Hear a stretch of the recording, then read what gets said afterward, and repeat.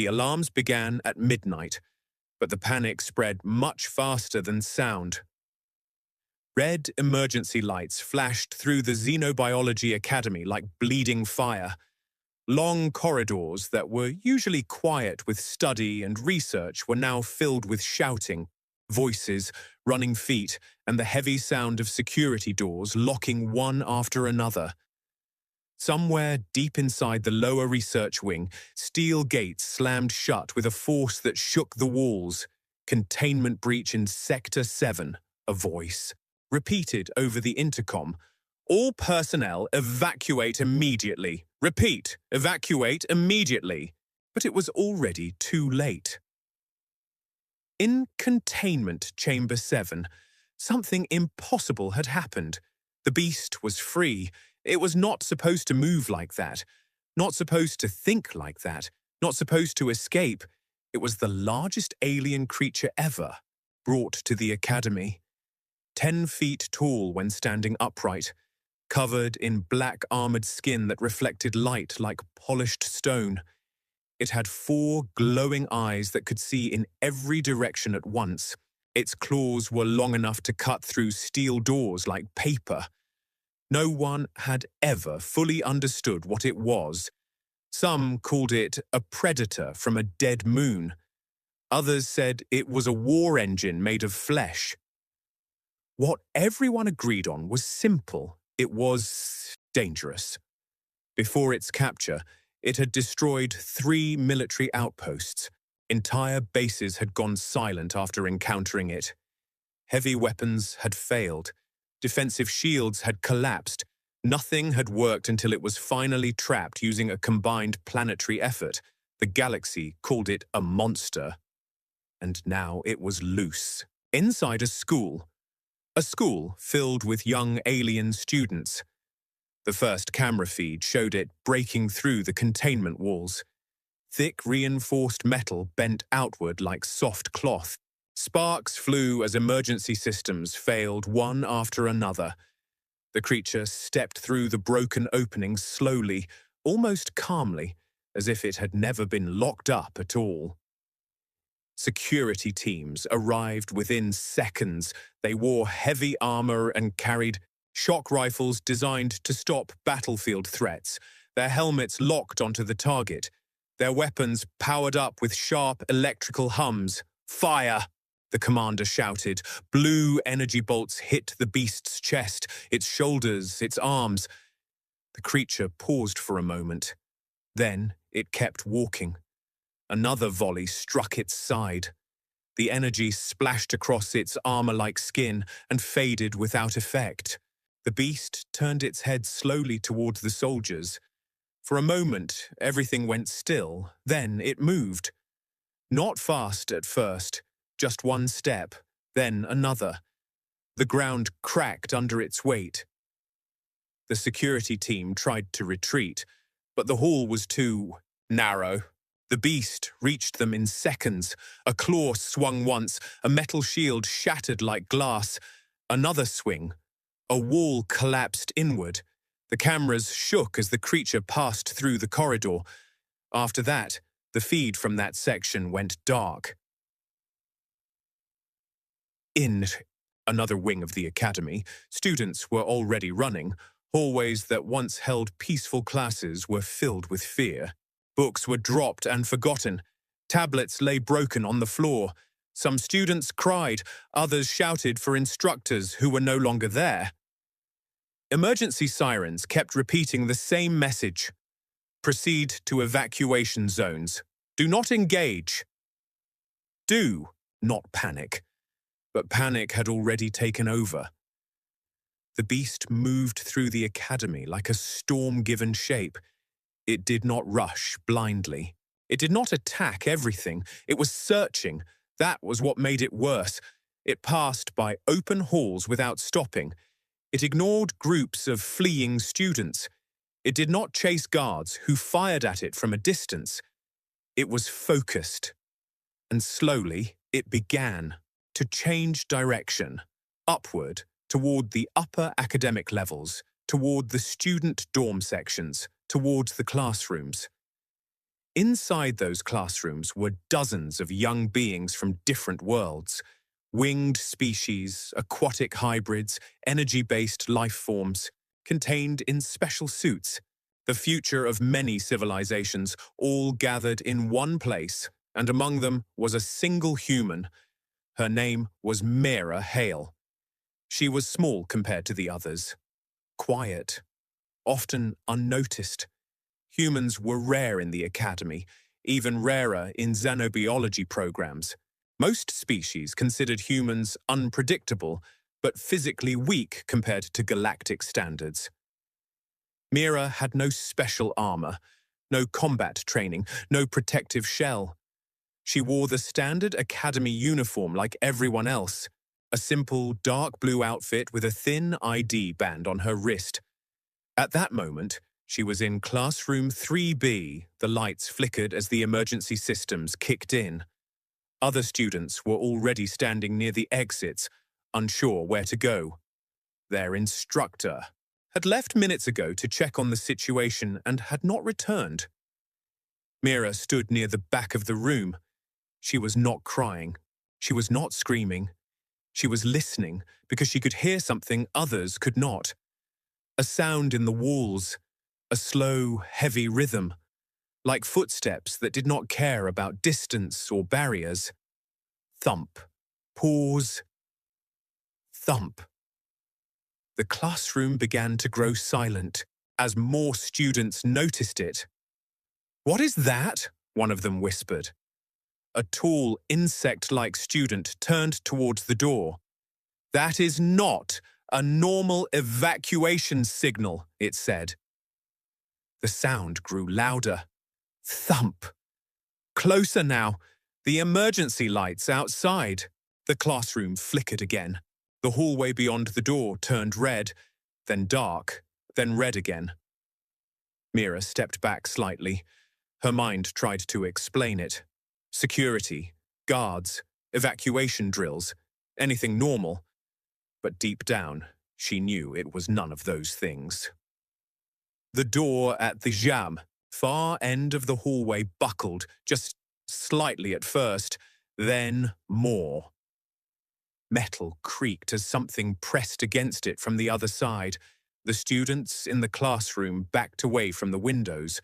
Some pressed themselves against the walls. Others froze. Completely, Mira's heart beat faster. Thump.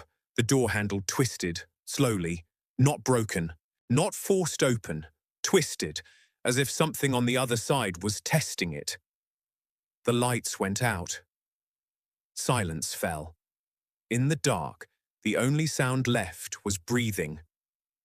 Then, a single claw pierced through the metal door. It did not rush. It did not break in.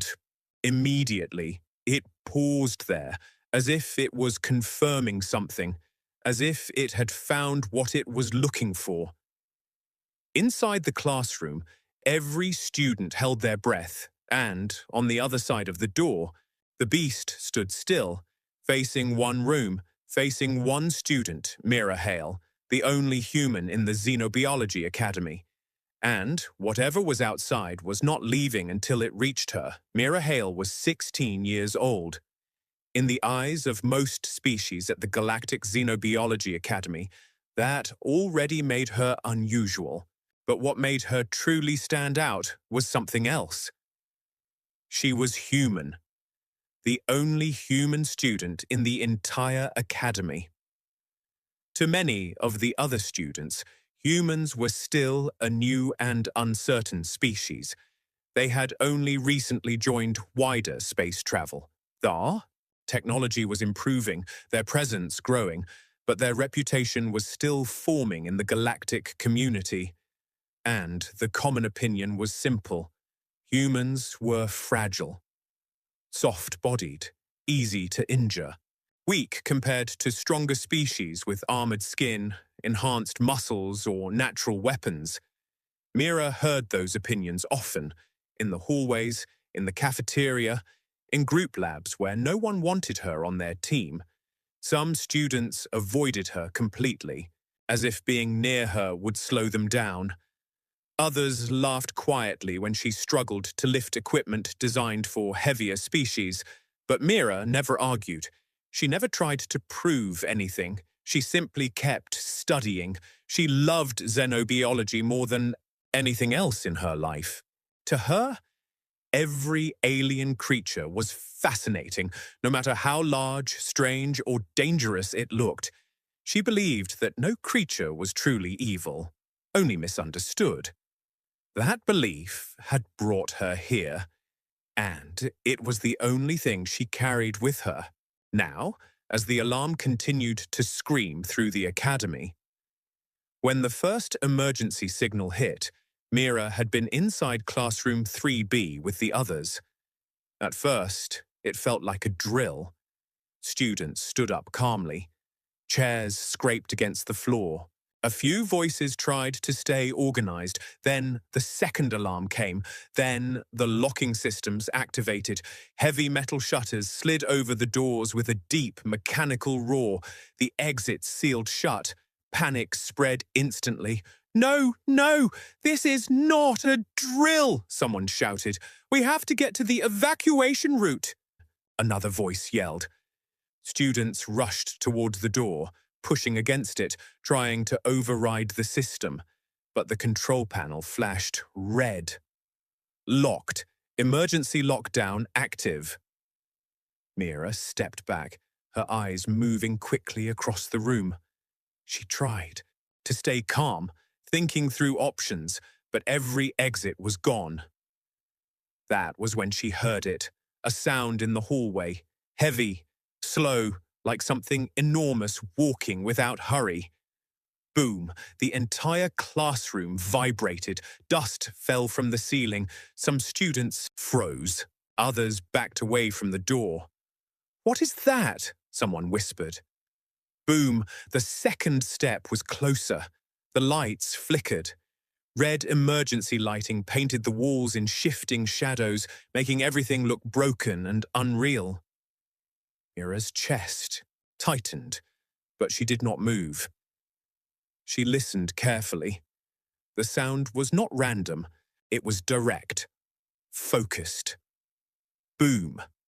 It was heading toward them. Not just the classroom wing, not just the floor, this room. A cold realization spread through the group. Students started looking at each other, confused and scared. "No way it's coming here," one student said, but their voice shook. Boom! The hallway outside the classroom shook harder than before. The metal frame around the door groaned as if something massive had stopped directly in front of it. Silence followed. For half a second, everything felt frozen. Then the wall exploded inward. It was not a slow break. It was a violent collapse. The reinforced wall beside the door shattered as something massive forced its way through from the corridor. Metal tore apart like paper. Concrete cracked outward. Glass panels burst into fragments that filled the air like sharp rain. A shockwave hit the classroom, knocking students backward. Mira raised her arms instinctively to protect her face as dust filled her vision. The lights failed completely, leaving only the red emergency glow from the hallway beyond. Through the smoke, a shape emerged. Massive, dark, unnatural. 4 glowing eyes pierced through the haze like burning points of light. The beast stepped inside. Its armored black skin absorbed the flashing red lights, making it look even larger than it was. Every movement of its body carried weight, like the room itself had become too small for it. Its claws scraped lightly against the floor as it entered, leaving deep marks in the metal surface. Students screamed. Some ran toward the back of the room. Others fell to their knees, unable to move. A few tried to hide behind desks that suddenly looked like toys. Mira did not run. She could not. Her body felt still, but her mind was racing. This was the creature from Containment Chamber 7. The one they had all been warned about in emergency briefings, the one that had destroyed military outposts, and now it was here, inside her classroom. The beast stopped just inside the broken wall. It did not attack immediately. It did not rush forward. It lifted its head slowly, as if it was scanning the room, searching. Its glowing eyes moved across the frightened students one by one. Then it paused. Something changed in its posture. Its attention shifted. Slowly, deliberately, it turned its head toward the back of the room, toward Mira. She felt it instantly, like the air had become heavier, like every sound had disappeared except her own heartbeat. The beast was looking directly at her. Not the others. Not the screaming students. Her. Mira's breath caught in her throat. She did not understand why. She had no weapon, no defense, no reason to be chosen, yet the creature took one slow step forward and then another. The room seemed to shrink around it. Every student who saw it realized the same terrifying truth at the same time. It wasn't attacking randomly. It wasn't lost. It had found something, and it was coming straight for the weakest student in the room. The creature stood in the broken doorway, filling it completely. The hallway behind it was still burning with red emergency lights, but inside the classroom, everything felt darker, heavier, quieter. Its four glowing eyes stayed fixed on Mira.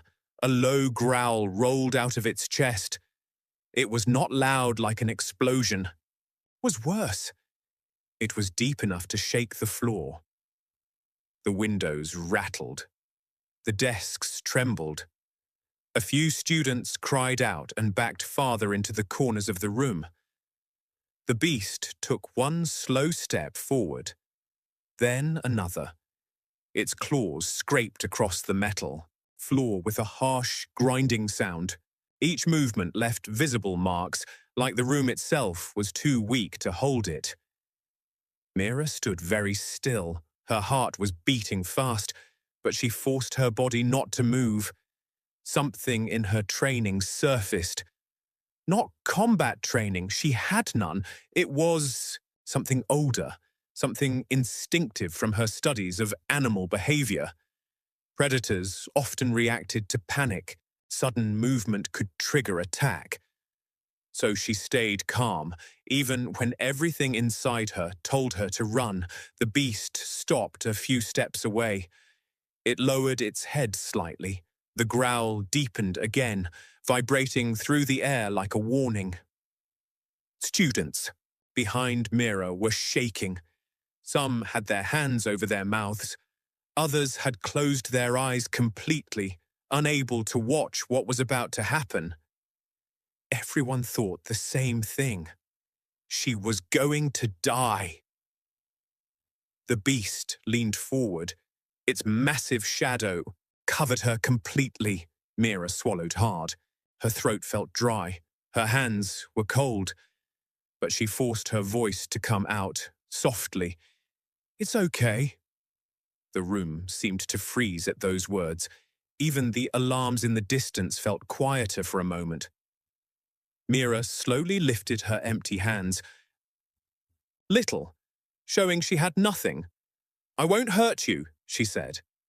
Her voice was shaky, but gentle.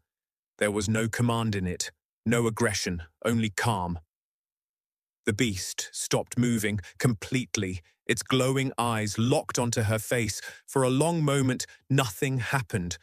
No one breathed, even the security feeds streaming from other parts of the academy showed technicians leaning closer to their monitors, unable to believe what they were seeing. The creature tilted its head, slowly, as if trying to understand something it had never heard before. Its growl faded. The tension in its massive body did not disappear, but it shifted. The rigid, attacking posture loosened slightly. Mira did not move. She kept her voice low. "It's okay," she repeated. "You're safe here." A second passed, then another. The beast lowered its front legs. The entire room reacted instantly. Students gasped. Someone in the back whispered a prayer. A teacher somewhere in the hallway dropped a communicator in shock because the creature was not preparing to attack.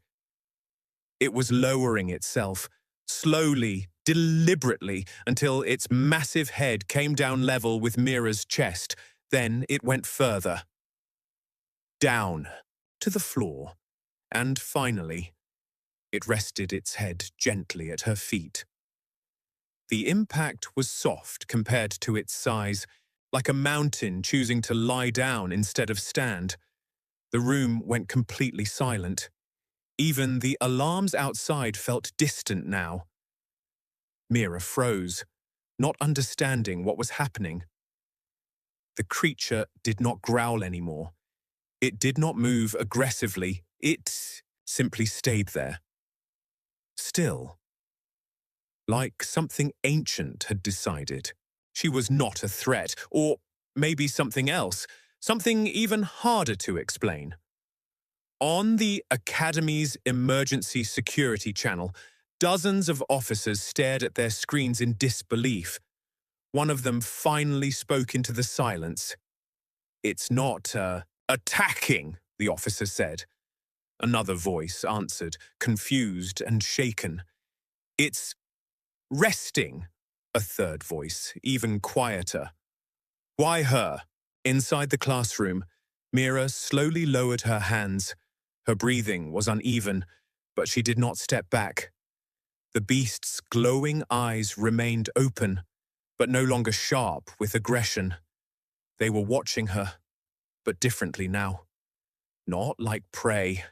Not like a target, like something familiar.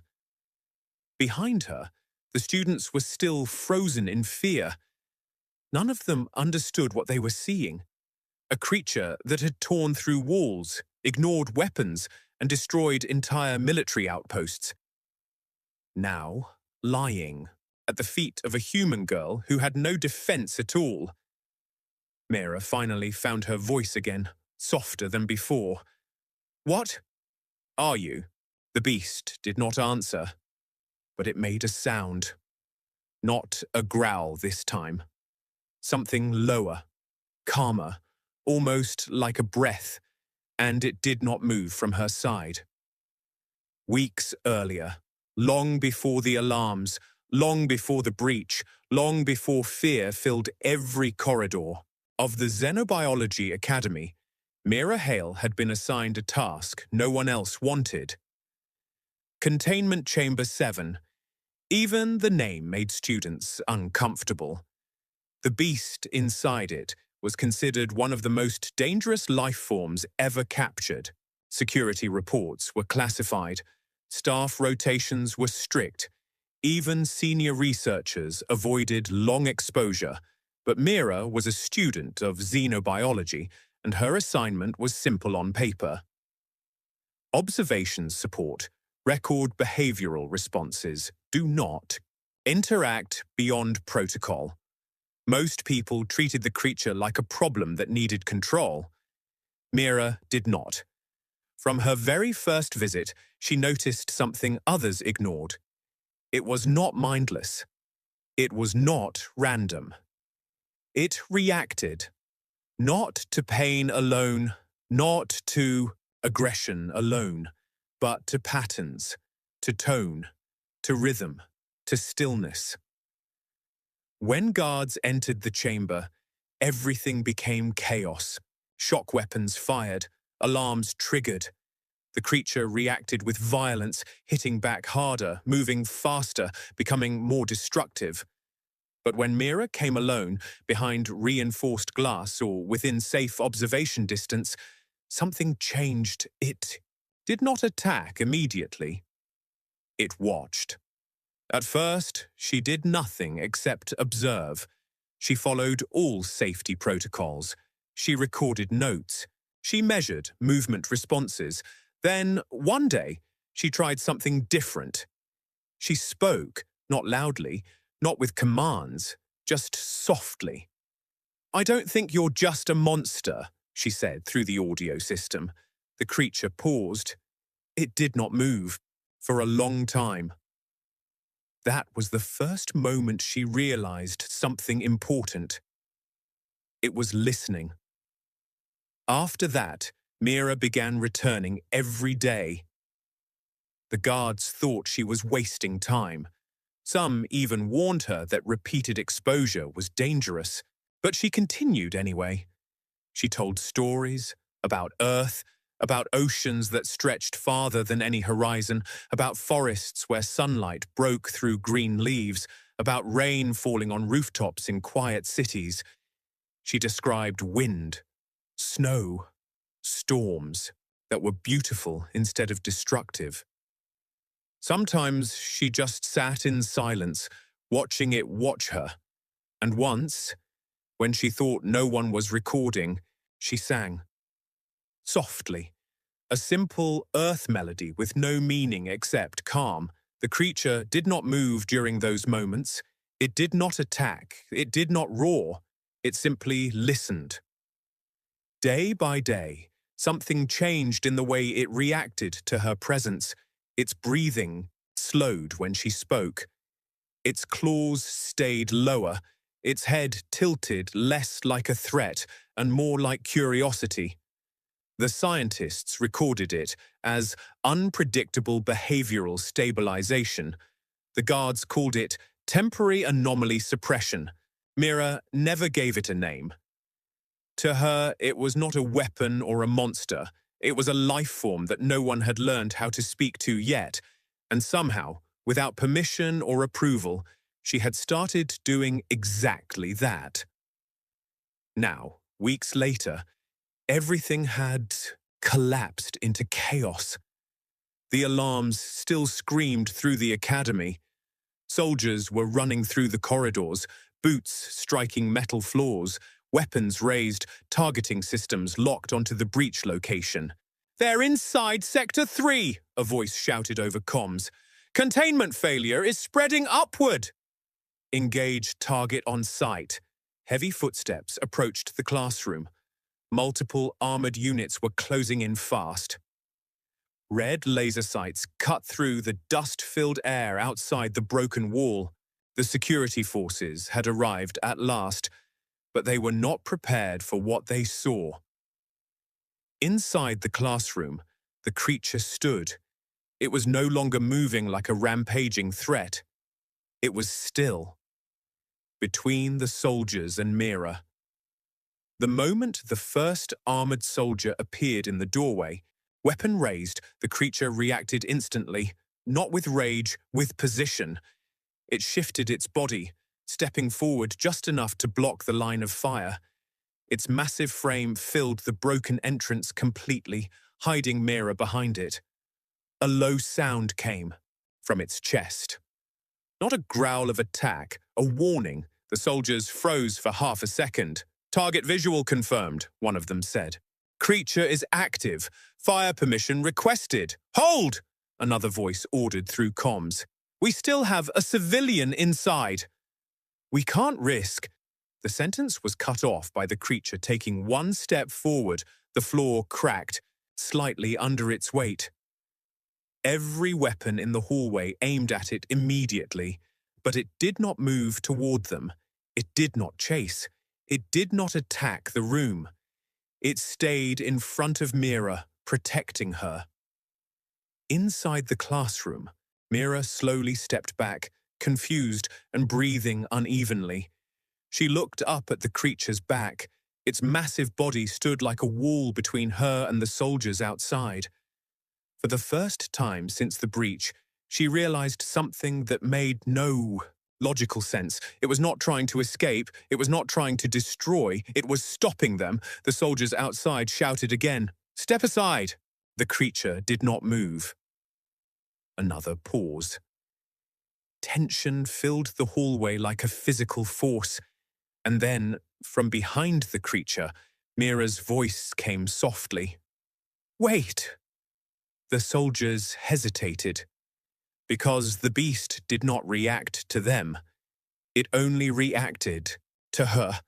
Security forces filled the corridor outside Classroom 3B, armored helmets, heavy rifles, tactical lights cutting through the smoke and dust. The hallway that had once been part of a peaceful academy now looked like a war zone. Every weapon was aimed at the creature standing in the broken doorway. The commander's voice echoed sharply through the comm channel. "Step away from the human." The order was clear, final. The soldiers did not understand what they were seeing. A creature that had destroyed military outposts was now standing still, blocking access, refusing to move. It did not act like a mindless beast anymore, and that made it more dangerous in their eyes. The lasers on their rifles locked onto its chest. Tension filled the air like a held breath. For a moment, everything was still. Then the creature responded. It roared. The sound shook the entire corridor. Lights flickered violently. Dust fell from the ceiling panels. Some soldiers instinctively stepped back, but this roar was different from before. It was not chaotic. It was controlled. It was not an attack. It was a warning. A deep, vibrating sound that carried meaning even without translation. "Do not come closer." Inside the classroom, Mira flinched slightly but stayed where she was. The soldiers tightened their grip on their weapons. "Permission to fire?" one of them asked. "Not yet," the commander replied, voice tense. "We still don't know why it's protecting her." The creature remained in place between Mira and the armed soldiers. Its glowing eyes stayed fixed on the hallway, not moving, not blinking. Its claws scraped lightly against the floor once, leaving a deep mark, but it did not advance. Then, everything changed. The station lights flickered once, twice, and then failed completely for half a second before emergency systems kicked in. New alarms sounded, different from the others, lower, heavier, more urgent. Unauthorized docking detected. Outer ring breach. Multiple unknown vessels entering station space. The commander froze. "That's not Academy protocol," someone muttered. The security feed switched automatically to external cameras, and what they saw made everything worse. Ships. Not Academy ships, not military ships. Dark, angular vessels with no official identification codes. They had attached themselves to the station like parasites, cutting through outer defenses with precision tools and brute force combined. Space. Pirates, but not ordinary ones. These ships were designed for raids. Fast entry. Fast extraction. Maximum damage. And they were moving with purpose. "This is not a coincidence," the commander said sharply. They knew it was here. A burst of static filled the comms. Then an explosion rocked the outer hull. Boom! The station shook violently. Emergency lights flashed red across every corridor. A second explosion followed immediately after. Boom! A section of the outer wall collapsed inward somewhere deeper in the station. The pirates were inside, and they were not spreading. Randomly, they were moving in a straight, calculated path. Toward Containment Sector 3, toward the Xenobiology Wing, toward Classroom 3B. Inside the hallway, the soldiers suddenly shifted their attention. "New threat detected," one shouted. "Multiple hostiles inbound from outer." "Breach!" the commander's voice sharpened. "Defensive formation! Protect the students!" But it was already too late. On the security monitors, shadowy, armored figures moved through broken corridors with brutal efficiency. They ignored side rooms, ignored alarms, ignored fleeing staff. They were following something, tracking signals, heat signatures, or something else entirely, and their destination was unmistakable. "They're heading here," one of the technicians said, voice trembling. "They're heading directly to the classroom sector." Inside classroom 3B, Mira stepped back instinctively. The creature shifted again, but not towards the soldiers, toward her. Protecting position tightened, its body angled more firmly in front of her, like a shield locking into place. The hallway outside erupted into chaos. "Engagement rules changed," the commander shouted. "Pirates confirmed hostile. Protect civilians at all costs." But another voice broke through, urgent and alarmed. "No, wait! They're not here for the students!" A pause. Then the worst confirmation of all. "They're here for the beast." A silence followed that was heavier than the explosions. The creature growled again, but lower now, more focused. Its entire posture changed subtly, as if it understood the words. "Space pirates. Not hunters of chaos, hunters of value." Somewhere in the broken systems of the station, classified data had already been accessed. Old military archives, xenobiology, records. Forgotten war species files, and the truth was now exposed. The beast was not just dangerous, it was rare. Possibly the last of its kind, and its DNA could be used to build biological weapons that no army could control. The explosions grew closer. Footsteps echoed through distant corridors. The pirates were cutting through everything in their path, and their route was perfect. No hesitation, no error. Straight toward classroom 3B, toward Mira. The creature shifted slightly again, but this time, it was no longer just blocking soldiers. It was preparing for something far worse, and for the first time since the breach began, Mira realized the danger was no longer only behind the monster. It was coming from outside. The moment the first pirate squad breached the inner corridor, the entire atmosphere of the academy changed again. This was no longer confusion, no longer containment failure. This was invasion. Armored figures poured through the shattered access points. Their suits were lighter than military-grade soldiers, but far more aggressive in design, built for speed, boarding actions, and brutal efficiency. Plasma rifles ignited instantly. Blue-white bolts tore through the hallway. "Target confirmed ahead," one of the pirates shouted. "Don't damage the specimen too much." That word, specimen, hit the air like something cold and sharp. Inside classroom 3B, Mira heard it faintly over the chaos. The creature heard it too. Its entire body changed. It was not gradual. It was immediate. The relaxed tension that had existed moments earlier disappeared. The muscles under its black armored skin tightened like locked cables. The faint, glowing lines beneath its surface, barely visible before, brightened, pulsing in a steady rhythm, like something waking up fully for the first time. The beast turned, its head toward the hallway. The pirates stepped into view, 3 of them at first, then more behind them, their weapons locked forward. Fire! Plasma shots exploded through the corridor. The creature did not retreat. It moved fast, faster than anything the security forces had recorded before. One instant, it was blocking the classroom entrance. The next, it was in the hallway.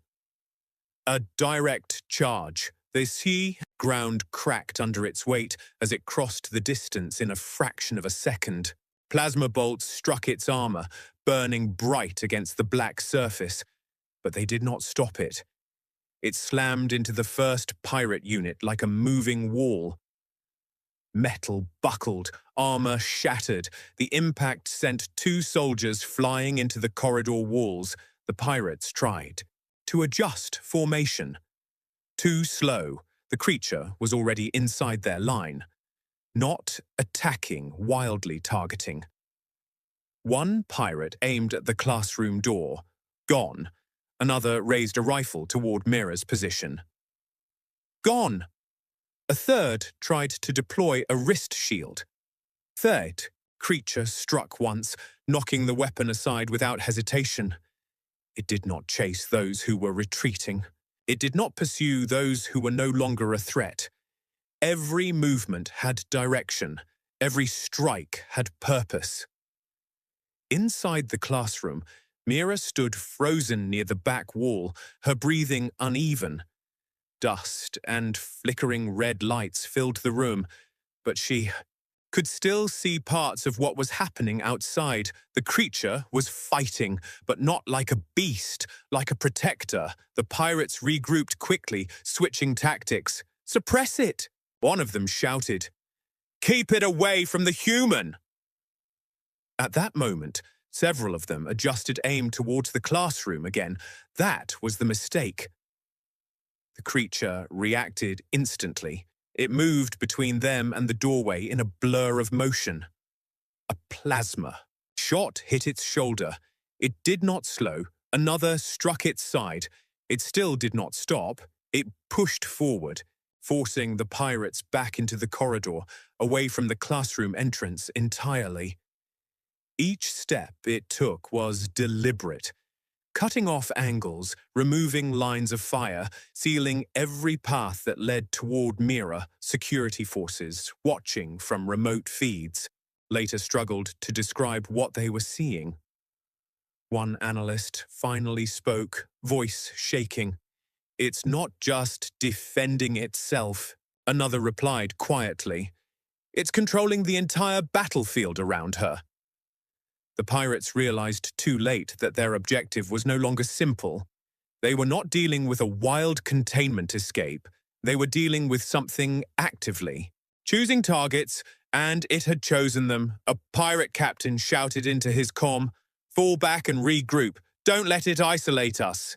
But it was already happening. The creature moved again. Fast, precise movement cutting through their formation. It pushed them further down the hallway, away from the classroom, away from Mira, away from any direct line of approach. Every time our pirate tried to break through, the creature intercepted. Every time a weapon turned towards the classroom, it reacted instantly. And every time, it placed itself exactly where it needed to be, like a living barrier, like something that understood protection as clearly as instinct. Inside classroom 3B, Mira slowly stepped closer to the doorway, despite the danger. She could see it more clearly, now through the broken wall. The creature stood in the center of the corridor chaos, surrounded by smoke, sparks, and collapsing debris. Plasma fire reflected off its dark, armored body, but it remained steady. Unbroken. Focused, protective. A pirate fired again towards the classroom. The creature intercepted immediately, moving into the shot path without hesitation. The bolt hit its side. It did not fall. It did not retreat. It simply turned slightly, ensuring the classroom remained behind its body. Every motion reinforced the same truth. It was not fighting to destroy. It was fighting to keep her safe and security footage captured, something no one in the academy would ever forget. Frame by frame, the beast consistently adjusted its position, not to gain advantage over enemies, but to maintain a constant shield between Mira and every threat in the corridor. One analyst whispered the conclusion no one wanted to say out loud. "It's behaving. Like a guardian." A pause, then softer, "like she's its priority." Outside, the battle continued to rage, but the center of it had already shifted. Everything now revolved around one small classroom and the humans standing inside it. After the pirates were finally defeated, silence returned to the Xenobiology Academy. But it was not the same kind of silence as before. It was heavy, broken, filled with distant alarms, collapsing systems, and the echoes of what had just happened. Emergency crews moved through the corridors, securing damaged sections and pulling wounded pirates into custody. Security drones hovered in the air, scanning for remaining threats. The Academy had survived, but barely. In the center of it all, Classroom 3B remained partially destroyed. The broken wall still gaped open into the corridor. Burn marks from plasma fire scorched the floor. Debris was scattered everywhere, and standing at the edge of it all was the creature. It did not move aggressively anymore. It simply stood. Between Mera and everything else. Like a wall that could breathe, like a decision that could not be changed. Mera was still inside the classroom, alive, shaken, but safe. When the last of the pirate signals disappeared from the station perimeter, security forces slowly lowered their weapons. No one wanted to be the first to step closer. The creature did not attack them, but it also did not leave its position. It stayed where it had always been during the battle, protecting her.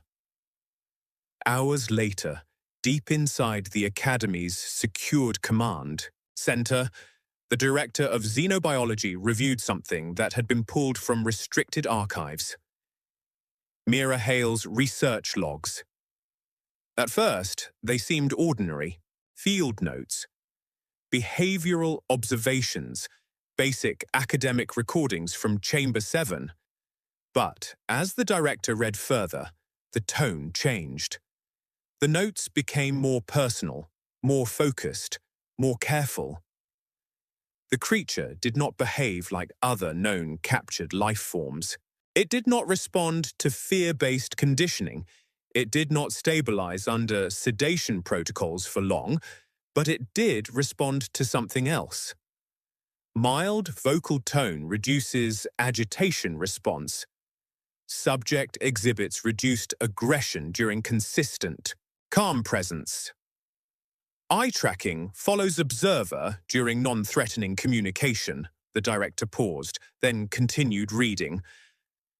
There were entries about storytelling, about repeated exposure to human voice patterns, about emotional consistency.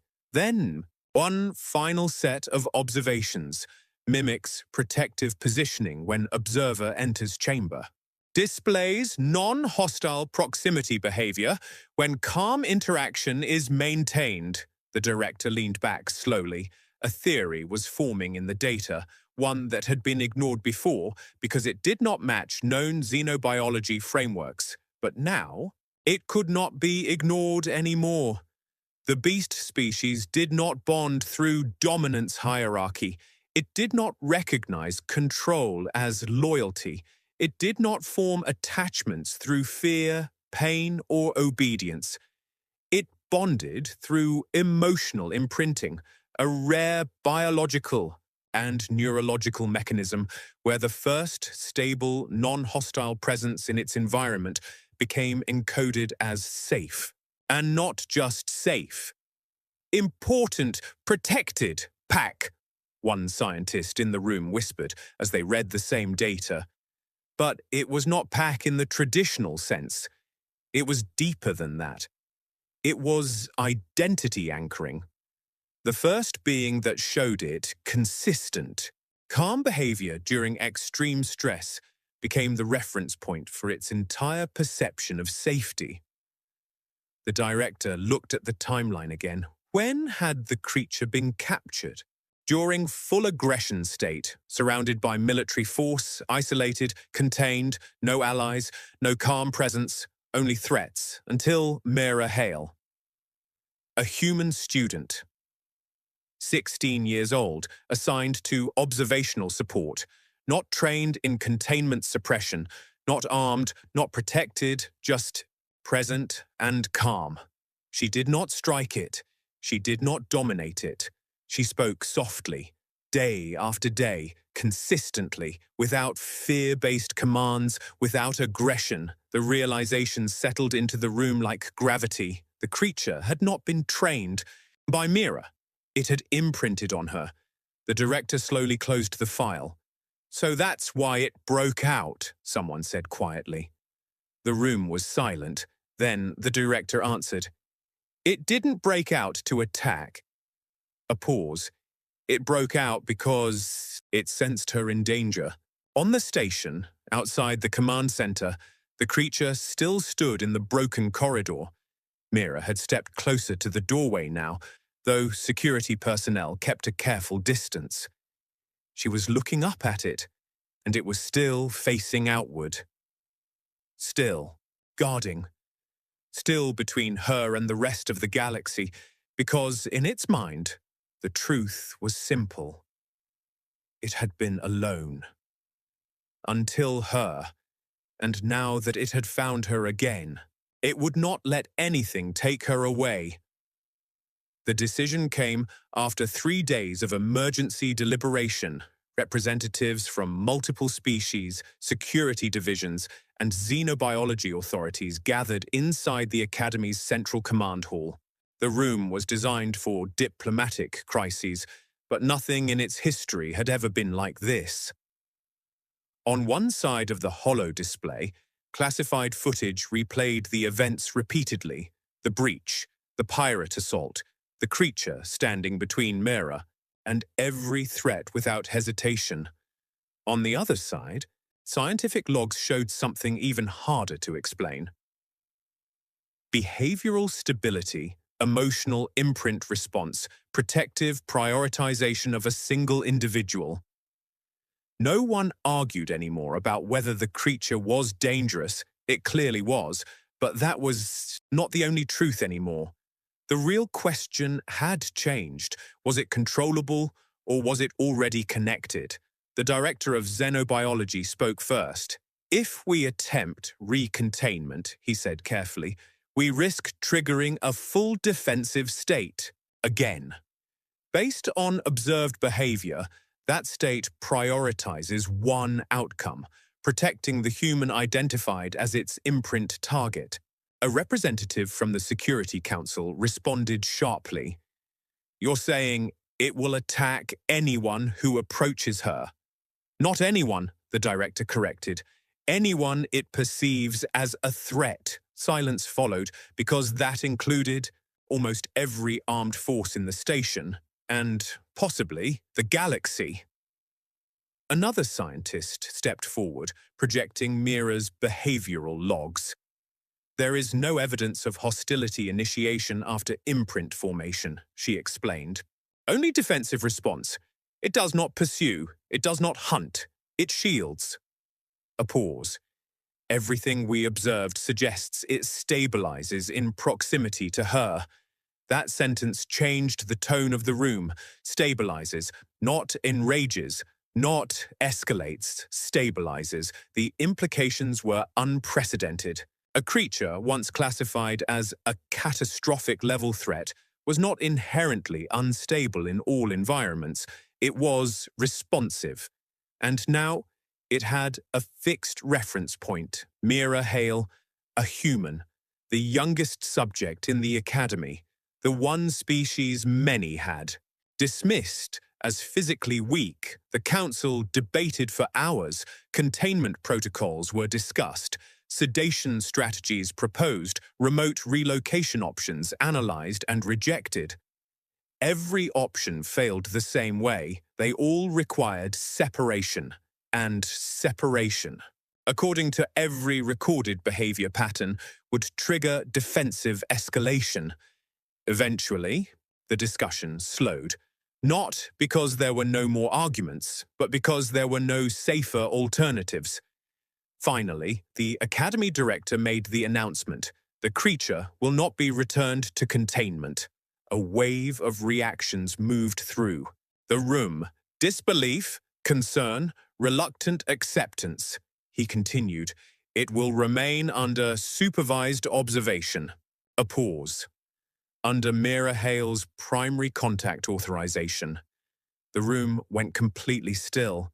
Even those who opposed the idea understood what that meant. Not control, not ownership, but trust. 2 days later, the Academy reopened limited sections of the Xenobiology wing. Students gathered behind reinforced observation glass as the creature moved through an open environmental chamber for the first time. No restraints, no shock fields, no containment barriers, beyond safety perimeters, and beside it walked Mira, small compared to every species in the room, quiet as always. The creature matched her pace exactly, its massive body no longer pressed forward aggressively. Its steps were measured, careful, almost restrained, as if it was aware of its own strength now. Whispers spread through the observing crowd. That's it? That's the thing that destroyed a military outpost. It's following her. Because that was what it looked like. Not captivity, not control. Something far harder to define. Companionship. At one point, a maintenance drone accidentally moved too close to the walkway boundary. Instantly, the creature shifted position, placing itself between the drone and Mira without hesitation. But when Mira gently raised her hand and spoke a few calm words, it stopped. It stepped back. Not because it was forced. Because it trusted her signal. The observing scientists recorded everything in silence. No one spoke for a long time. Then one junior researcher finally whispered, "It listens to her more than it listens to fear." Mira did not react to the attention. She simply continued walking beside it, occasionally speaking in that same soft tone she had used in Chamber 7. The creature responded in small ways, a slight tilt of the head, a slower step, a calmer posture, across the galaxy. When the recordings were eventually transmitted to allied institutions, reactions varied wildly. Some called it impossible. Some called it dangerous. Some called it the beginning of a new classification of intelligence behavior. But one conclusion spread faster than all the others. Humans had been underestimated, not because of strength, but because their strength was not physical. It was relational. They could connect where others attacked. They could stabilize what others feared. They could speak gently to something that everyone else labeled as a monster and be heard. And in doing so, they had changed everything, because in the end, the most dangerous force in the chamber was never the creature itself. It was the human who refused to treat it like a monster and taught the galaxy that trust could be stronger than containment.